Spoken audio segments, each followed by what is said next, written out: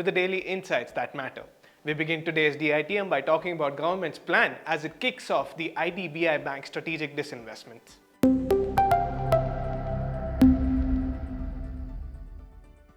The government has kicked off the process for the strategic disinvestment in IDBI Bank along with the transfer of the management control by issuing a preliminary information memorandum to invite the expression of interest or the EOIs from prospective buyers.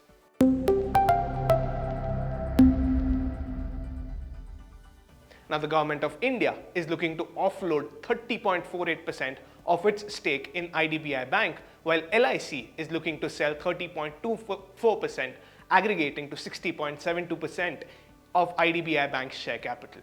Currently, LIC, which is also the bank's promoter, holds 49.24% stake, while the government holds 45.48% stake. The government will follow a two-stage process for the disinvestment. In the first stage, strategic investors who are interested in taking over the bank will be given time till October 28th to submit any queries that they have on the preliminary information memorandum issued last week, post which they will have to submit the expressions of interest latest by December 16th this year. The bidders that meet the initial eligibility criteria will have to clear a fit and proper assessment by the Reserve Bank of India and also procure a security clearance by the Ministry of Home Affairs. Now, after clearing the first stage, the qualified bidders will be permitted to enter the stage 2 under a confidentiality clause where the financial bids will be sought. Now, a minimum net worth of 22,500 crore rupees has been set for the firms looking to bid individually or through a consortium, which can include a maximum of 4 entities with a lead member holding at least 40% stake. Now, those allowed to bid for the bank include private and foreign banks, the RBI regulated NBFCs, entities registered with SEBI as an AIF or the Alternate Investment Fund, as well as the investment vehicles incorporated outside India. Now, the announcement of IDBI Bank's privatization was first made in the Union Budget of FY22, following which the Cabinet Committee on Economic Affairs had given an in-principle approval for the strategic disinvestment and transfer of management control in May 2021. The initiation of the process of privatizing IDBI Bank comes at a time when the fiscal deficit of the country has widened to 5.42 lakh crores in the month of August. We've covered the details of the same in our latest episode of The Third Umpire, and we urge you to take a look at the same.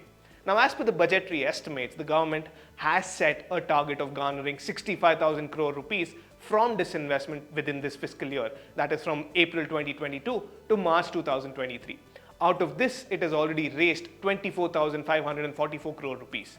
The IDBI Bank stake sale, if concluded within this financial year, will contribute to the FY23 disinvestment target and help bring the fiscal deficit down to the targeted levels.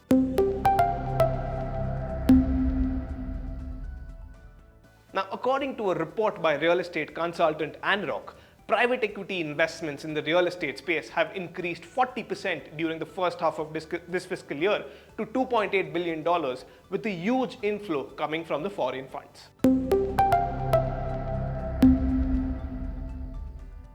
Now, investments by foreign investors contributed around 78% to the total inflow in the first half of this fiscal, reflecting their strong confidence in the Indian real estate sector.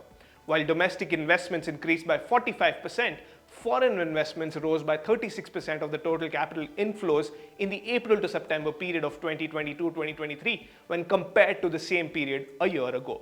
Now, the top 10 deals accounted for 86% of the total value of PE inflows in the first half of this year as compared to 80% in the same period last year. Now, amongst various asset classes of the real estate sector, the demand and confidence in the commercial real estate has seen a meaningful recovery post the pandemic. The private equity investments in this space summed up to $1,862 million in the first half, which is almost equivalent to the investment in the whole of the last year.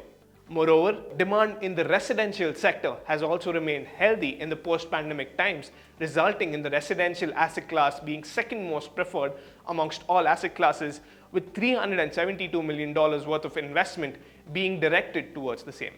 Now, the Indian real estate sector has so far very well navigated itself amidst the pandemic and the current ongoing global economic concerns. Despite global headwinds, investor confidence in the Indian real estate sector is increasing steadily on the back of an improvement in the Indian economy and the sustained robustness of its real estate sector. The rise in the private equity investments is testimony to those facts. The lifting of the COVID restrictions, improvement in market sentiments, and the resumption of economic activities have been the major factors for the rise in the investments. Going forward, the trend is expected to continue as more and more domestic as well as global investors are chasing opportunities to deploy funds in the Indian real estate market.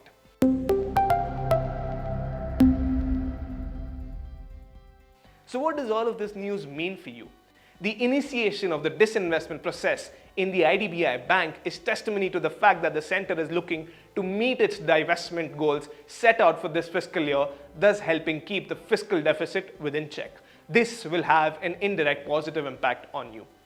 The rise in private equity investments in the real estate sector is testimony to the growth potential and the rising investor confidence in the real estate sector collectively. This will also have an indirect positive impact on you. While I say this is Raj Mehta signing off, wishing you and your loved ones the very best. Thank you. Did you like watching this video? Then download our app Informed Investor to watch more such informative and interesting videos.